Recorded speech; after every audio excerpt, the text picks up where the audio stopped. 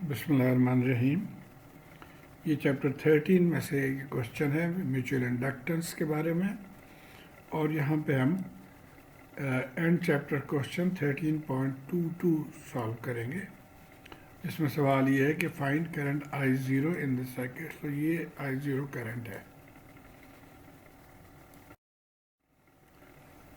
Okay, तो ये original circuit है। सबसे पहले हम अपने आसानी के लिए ये ब्रांच करंट्स हैं उनको नाम दे देंगे। हम इसको I1 कह रहे हैं, IA कह रहे हैं सॉरी, और ये IB कह रहे हैं, और इसको IC कह रहे हैं। इसके अलावा 3 मैश करंट्स हम अपनी तरफ से उनको भी नाम दे देंगे। मैश 1 में इसको I1 कह रहे हैं, इसको I2 कह रहे हैं, और इसको I3 कह रहे हैं। जो गौरतलब बात है वो ये है कि ये जो एरो है ये it is showing the mutual inductance, यानी इस कॉयल और इस कॉयल में जो म्यूचुअल इंडक्टेंस है उसकी वैल्यू J10 है।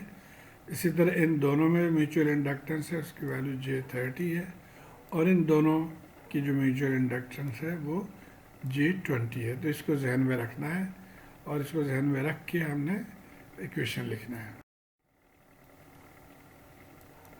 ओके, अब सबसे पहले हम सिर्फ इस ब्रांच को ले लेते हैं। अब इसमें आप देखिए इसका भी असर होगा, यानी इसकी वजह से म्यूचुअल इंडक्टेंस और इसके वजह से भी म्यूचुअल इंडक्टेंस। ये एरो शो कर रहा है कि आपस में इनका असर एक दूसरे पे होगा। ओके, तो सबसे पहले अगर हम इसको ले लेंगे तो इसके वजह से क्या होगा, यहाँ पे देखिए करंट एंटरिंग I को हम ले रहे हैं, करंट एंटरिंग द डॉट।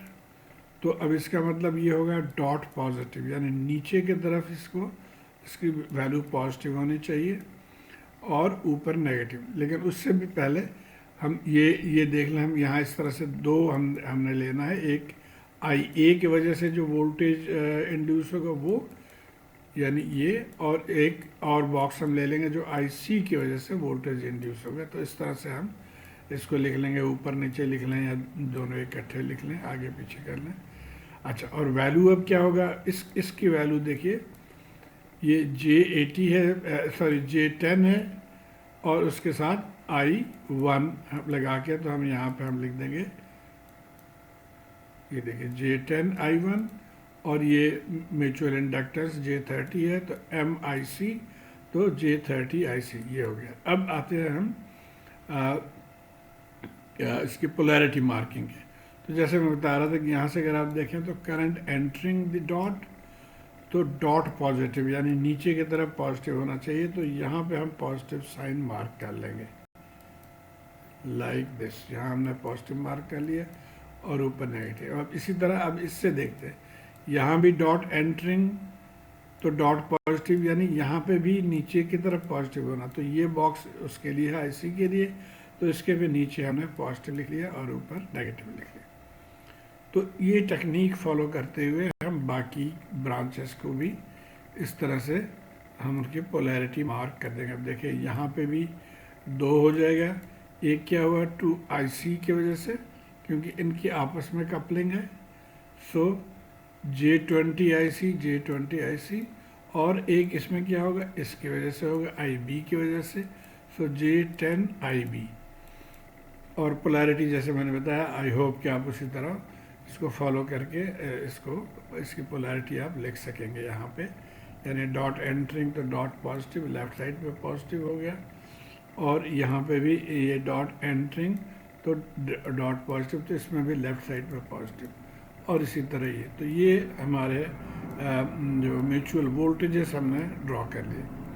अब इसके ऊपर हम जो सर्किट को सुपर इम्पोज कर देते हैं। तो ये यहाँ पे कैपेसिटर है, यहाँ पे रजिस्टर है, और ये 50 वोल्ट है। अब यहाँ से हम KVL इक्वेशन बड़े आसानी से लिख सकते हैं।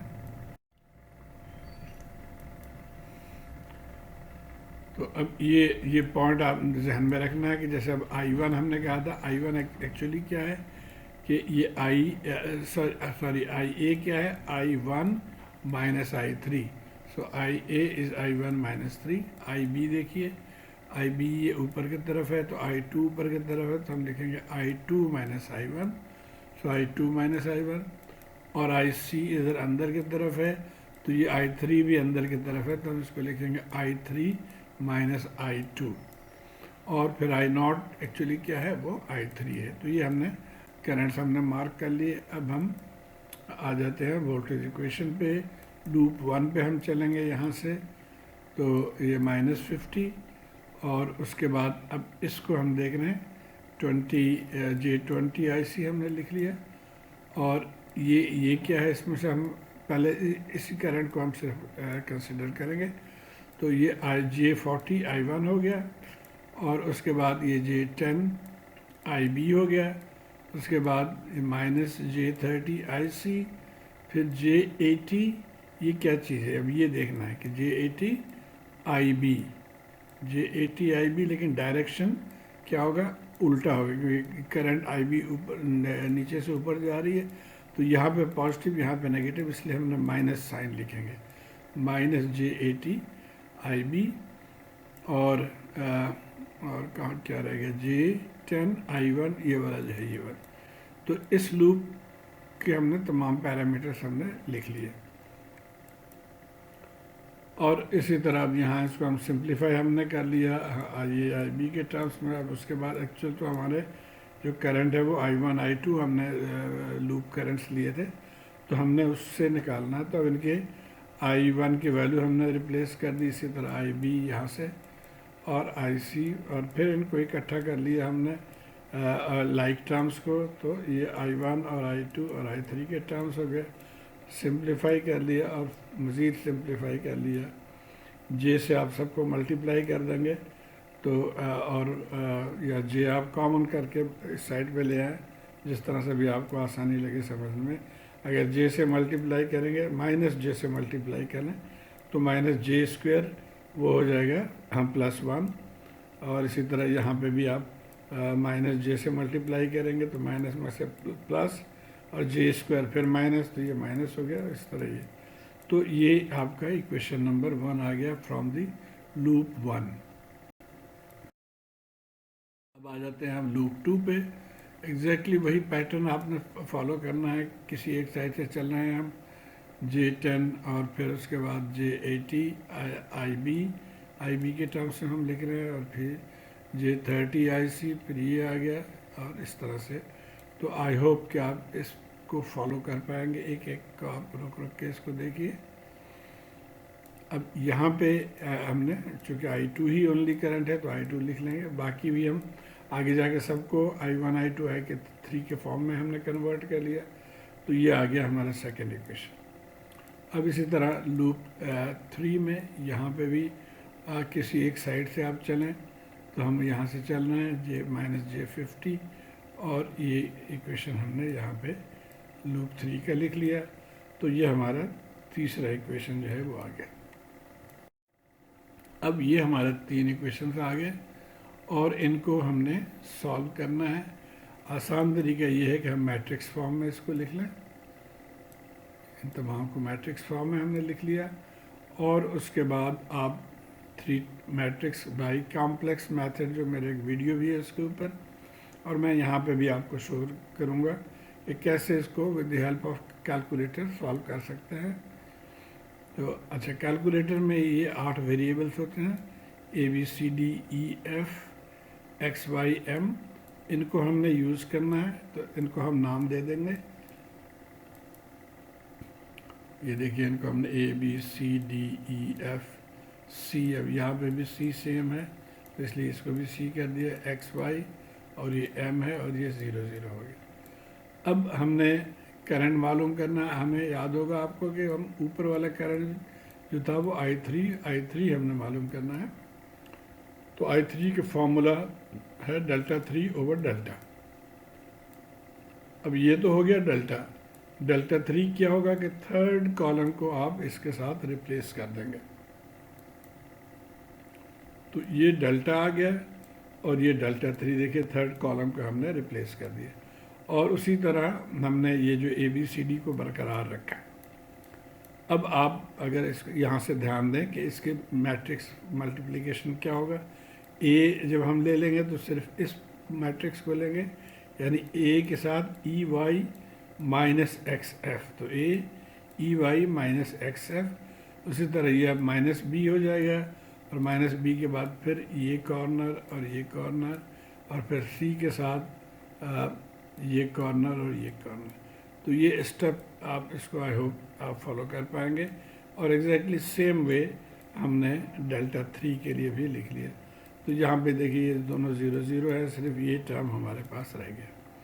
अब इसको आप आसानी से कैलकुलेटर के ज़रिए सॉल्व कर सकते हैं। आगे चलते हैं, देखते हैं।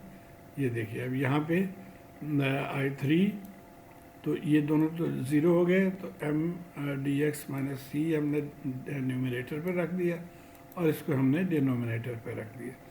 जब आप कॉम्प्लेक्स मोड में जाके इसको सॉल्व करेंगे तो ये आंसर आ जाएगा 1.57 एंगल 65.58। अभी अगले स्लाइड में मैं कोशिश करूँगा कि कैलकुलेटर को इनकॉर्पोरेट करके आपको ये कॉन्सेप्ट दे सकूं। तो यहाँ पे वही चीज़ मैंने कॉपी कर ली। अब यहाँ पे मैं कैलकुलेटर को प्लेस करके तो ये कैलकुलेशन जो है, first thing you have to do is calculation, click on AC। ये अब देखते हैं कैलकुलेटर में इनकॉर्पोरेट करूँगा। Irrespective of what is given, you go to alpha mode complex 2. So complex, so now we are in complex mode, and now we'll try to incorporate this. Now this is in two parts, numerator and denominator. So we'll select this, and in the numerator now we'll write m dx minus ce. Now to write all these values a, b, c, d, e, we have to first press alpha and then the value. So if alpha m, this is m, bracket dx minus ce. So alpha d alpha x minus ce, alpha c alpha e, bracket closed.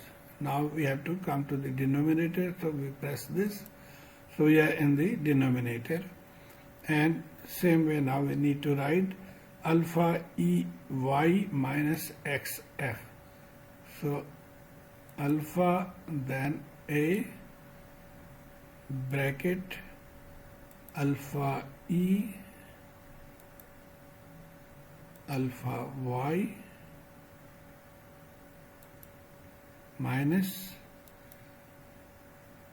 xf alpha x alpha f, bracket closed, minus b dy minus cf b, bracket d y minus cf c and f, bracket close, plus sign alpha c, bracket dx dx minus c e, bracket close. So this we have done. Now we have to press this calculate option. So calculate. Now it's asking the value of m. Now we have to come here, and from here or here or here, better is follow this. M is minus j5. So we'll write minus 5, and for j we write I. So this is I sign. So minus 5 I, enter or equal. Then asking the value of d. From d is minus j60. So minus 60i equal x. X is minus 2. minus 2 equal C is minus 4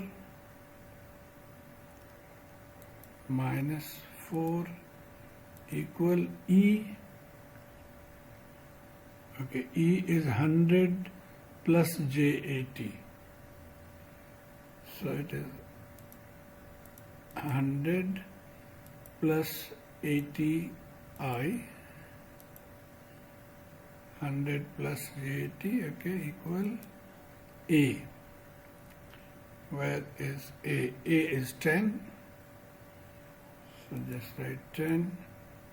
Enter Y. Y is 1. 1. F.